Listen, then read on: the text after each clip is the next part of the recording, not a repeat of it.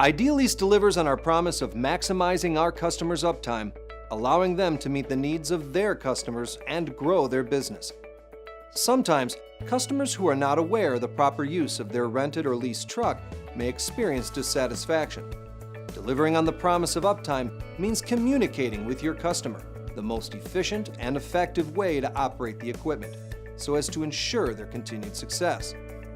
Modern heavy-duty truck engines must meet increasingly demanding emissions requirements. Therefore, operating a modern engine has changed. This video will offer some tips and new driving techniques to properly operate both Navistar and Cummins-powered heavy-duty trucks. Emission control components work best when operated within a specific RPM range, traditionally called the sweet spot. The sweet spot on a heavy-duty diesel engine is between 1325 and 1375 RPM for fuel economy. For performance, you can go between 1425 and 1475. Additionally, a driver needs to know the difference between torque and horsepower.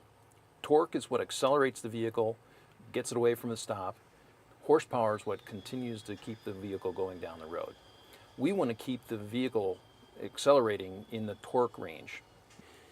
The torque range of modern diesel engines has been lowered dramatically from non-emission engines. The torque range now is 1,000 to 1,400 RPM, so you want to be shifting earlier. You don't want to be running the engine up against the governed speed. You want to run it up to about 1,500 RPM, shift, and that'll put you back down into the lower part of the torque range and allow you to accelerate again. That's where your power is, in the lower RPM range. Ascending and descending hills requires different shifting techniques also. Older shifting techniques with older non-emission engines would require you to downshift early, keep the RPMs high before you hit the hill, and use your power at the high end of the RPM range. Newer engines now, because we work at a low RPM, we want you to hit the hill, power up the hill until the engine RPMs start to come down. When the engine RPMs start to come down to 1100 RPM, that's your time to shift, to downshift into a lower gear. What that will do is that will increase your RPMs about 450 RPMs and put you back into the top end of the torque range again, allowing you to continue to pull the hill. Depending on the grade, you may have to downshift several times in order to find the right gear to pull the hill. But don't downshift until you are up the hill and the engine RPMs have come down to that range. Once you get to the top of the hill and you're going to go down the grade, select the proper gear that will give you higher in the RPMs. If you're going to use your engine brake, many engine brakes will work efficiently at 1800 RPM. Get your shift selection into that range and begin your descent down the hill.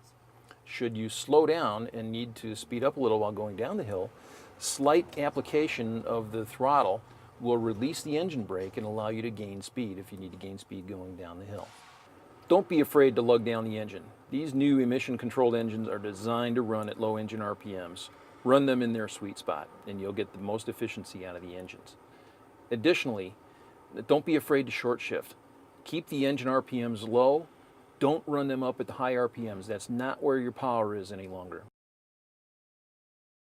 Quality DEF should always be used and never mixed into the diesel tank. If either tank is contaminated with DEF, or if the DEF tank is contaminated with diesel fuel, they will have to be disassembled and completely cleaned out. The components that make up DEF, if added into the diesel tank, can damage engine components and cause $25,000 worth of damage. That isn't covered by a lease. And if either one is contaminated, they would need to be completely disassembled and cleaned out before putting the vehicle back into service. Report any coolant leaks to Idealease as soon as possible. EGR coolers are on these new emission engines and they could leak internally. Any coolant loss, report it to prevent any further engine damage.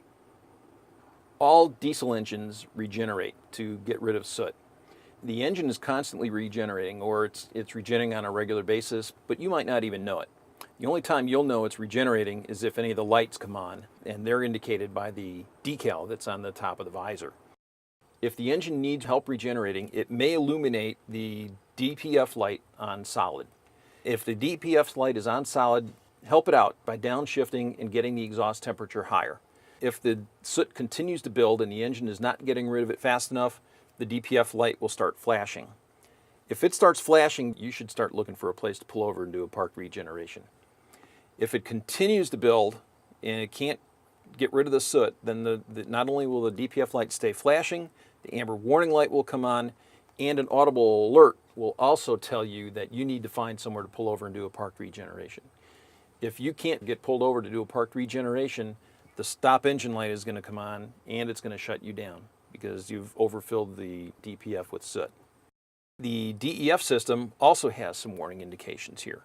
There's a DEF light that will come on solid if you get low on DEF fluid.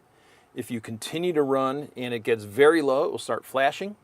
And if it drops below that level, it will flash, give you an audible alert, and the amber warning light will come on, and your performance will start to be reduced because you have not filled the DEF. If you continue to run that longer than that, the red stop engine light will come on according to federal guidelines and shut the engine down until you refill the DEF tank.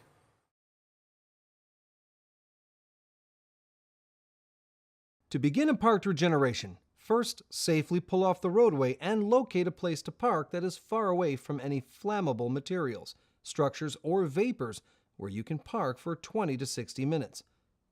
Next, make certain the following 4 conditions are met.